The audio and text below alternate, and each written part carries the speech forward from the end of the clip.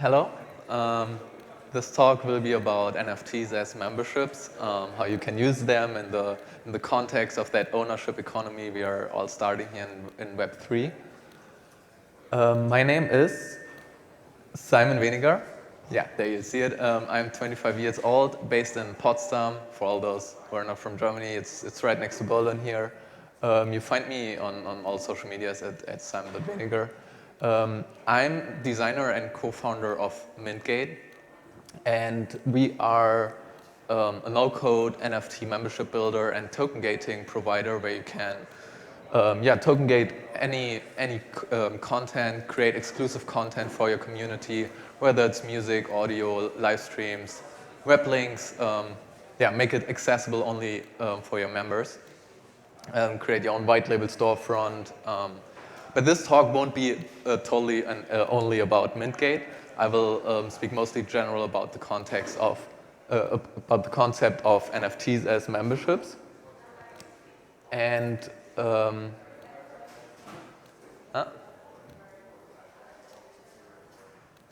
this talk will be mostly about the concept of memberships, how we can kind of disrupt that membership space, which is already a huge thing in the Web2 world, but how we can kind of disrupt it and extend it with NFTs. I first want to talk with you a bit about what exactly are memberships. I think there are some misconceptions based on how brands and companies and even like individual creators are market memberships, which sometimes aren't memberships. Then kind of head into that rise of NFT communities, which we all have been part of in the last year probably, and then a bit of learnings and how to build NFT memberships. So what is a membership? This, what you see in a second.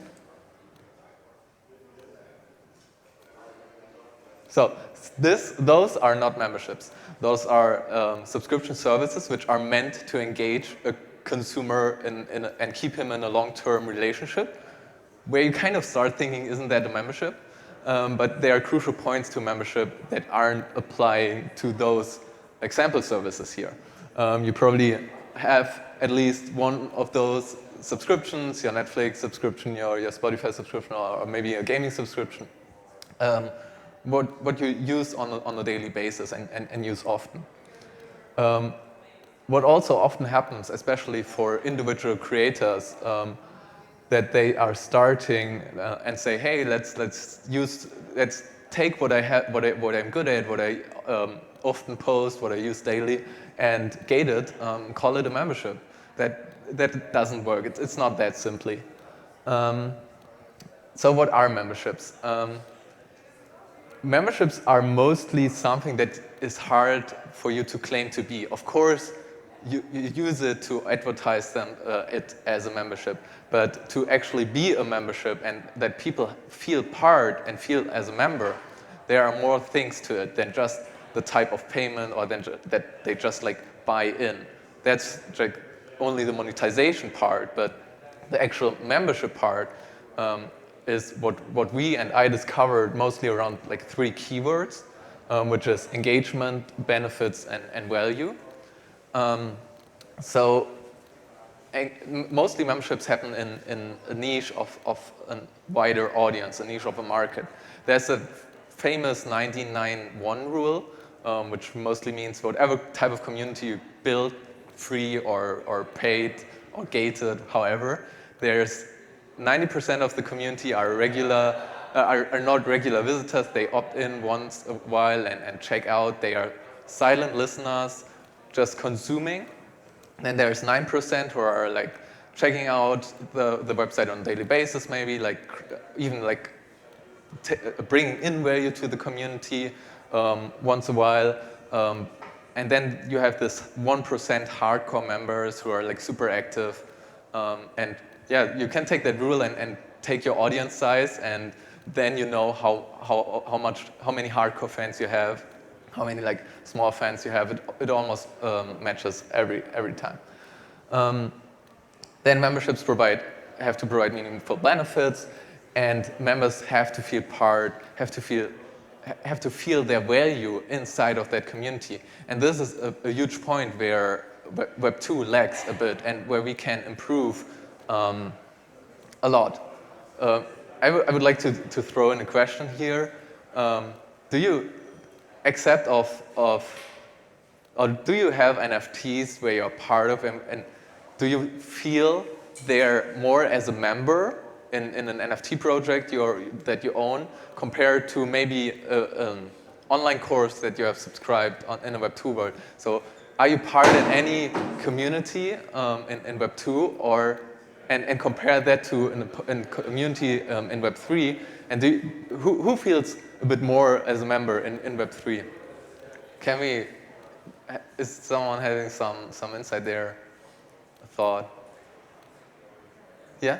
When you own something like a piece of art that has like a face or something like that, you're automatically relating that to yourself.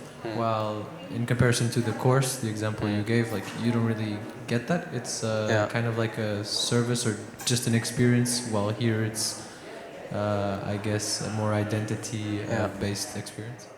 Yeah, exactly. We have to kickstart that conversation about memberships in Web 2 world and Web 3 world.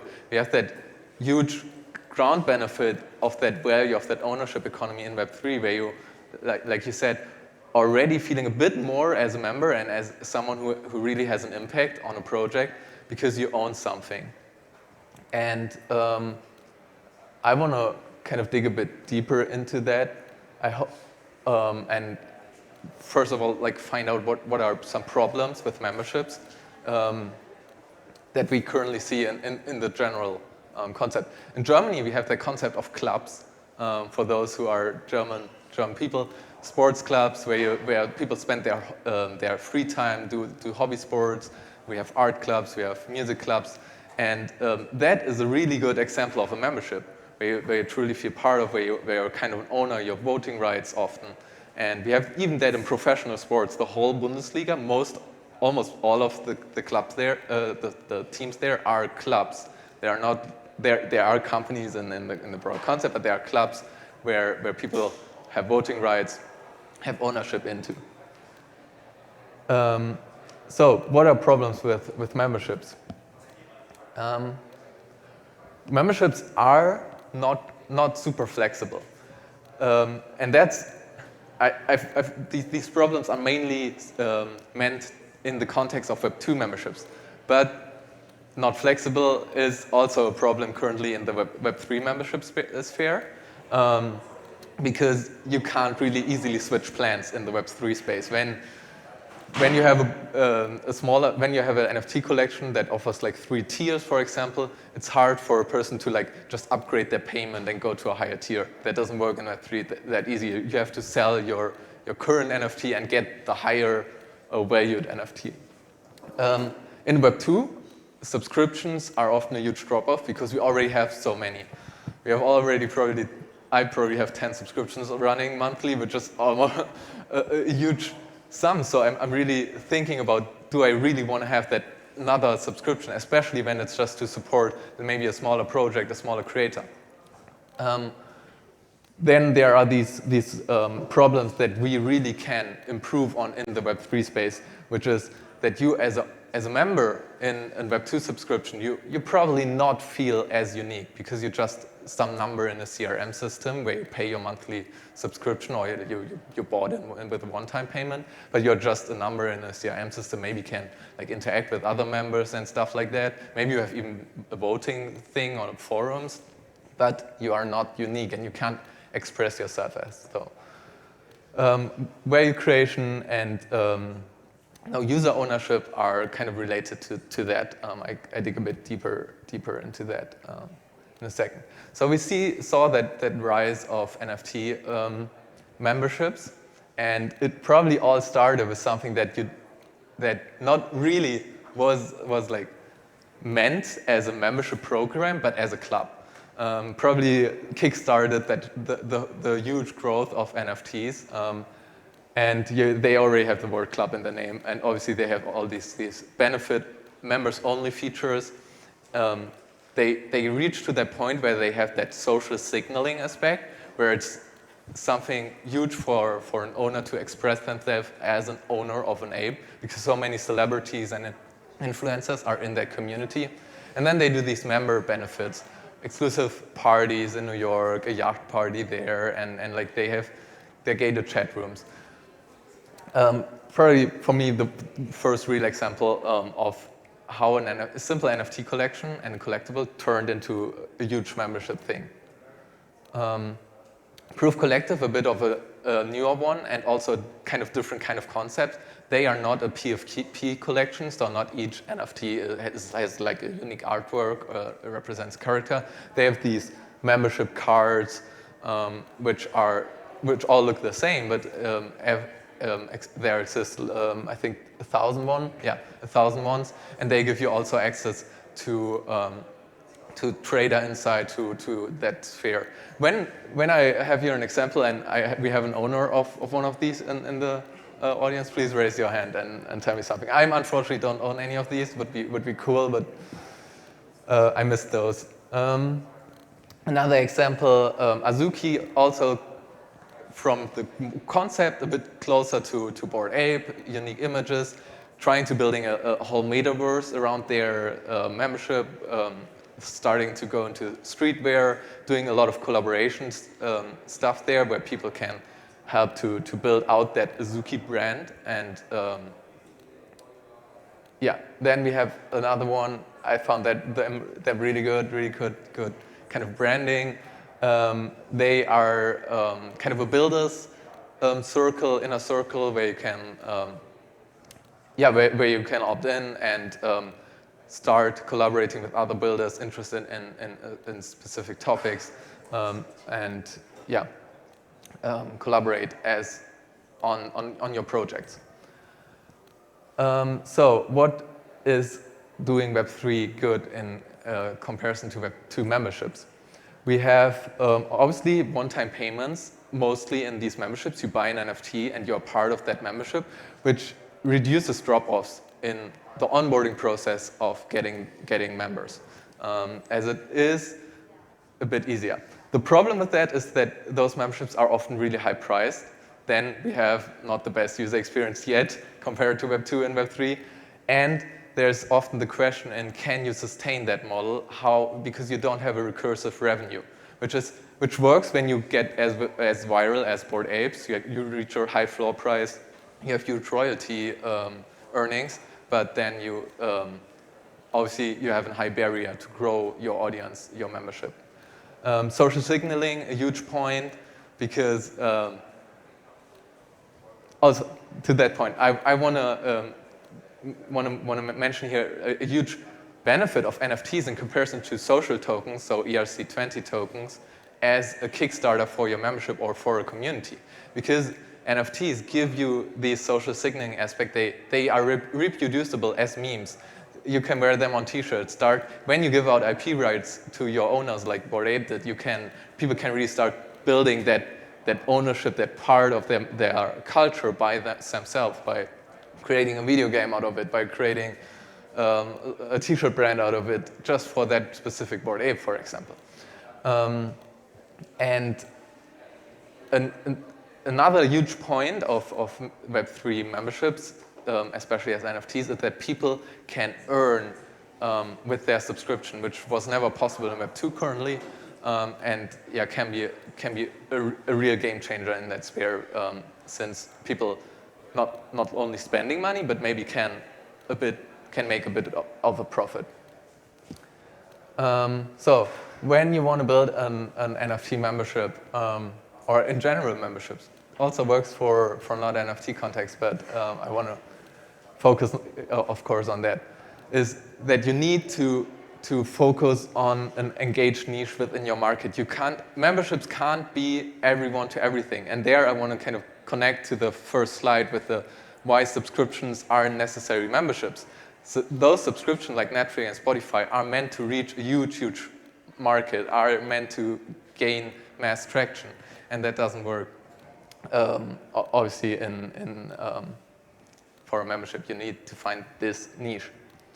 Obviously, bring meaningful benefits to your members, provide something tangible, And your members have to feel their value. That is what Gen Z wants.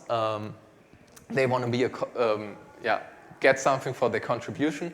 Here you can find huge ways to benefit your members by giving them a valuable gain when they do something, giving them new other NFTs, NFT badges, maybe launch later an ERC20 coin as a kind of reward program, token program. You can do a lot here. I have to speed up a bit because I'm running out of time. But here's just a short overview of what are currently problems that you have to be aware of. So how can you get recursive revenue out of your NFT subscription? That is something that Web 2 with a monthly subscription model obviously does better, which we haven't seen yet in Web 3. Onboarding into the space is a harder thing. Users cannot simply switch plans. Like I mentioned earlier, you can't upgrade your tiers. And how do you offer value? Token gating is there a huge point, but it's not, especially for you as maybe a non-technical person, as an individual creator, it's hard to achieve. How do you token gate your value? How do you make sure only the holders of an NFT can get that value? And there I want to show Mintgate again. We are a site where you can launch your own white labeled website, brand it however you want it. Have that community content. Your holders can add content to your NFTs, to your memberships. You can give them a lot of exclusive utility only if they hold the token. Everything no code and fully customizable, even with your own contracts. And yeah, that's it. I have a little goodie for you. I created an NFT on Mintgate. We have there a little website. You can go to that website over that QR code, claim that little 3D animation, 3D illustration that I made here of that little room, and I have the slides as an unlockable further readings for you. I have added some links where you can dive in deeper into that topic. You can also add content if you want to, and I will also drop in a gated Discord channel and we'll add more content throughout the days and especially throughout this day, and maybe you can continue that conversation online and reach out to me if you are interested in talking about NFT memberships. Yeah, that's it. Thank you.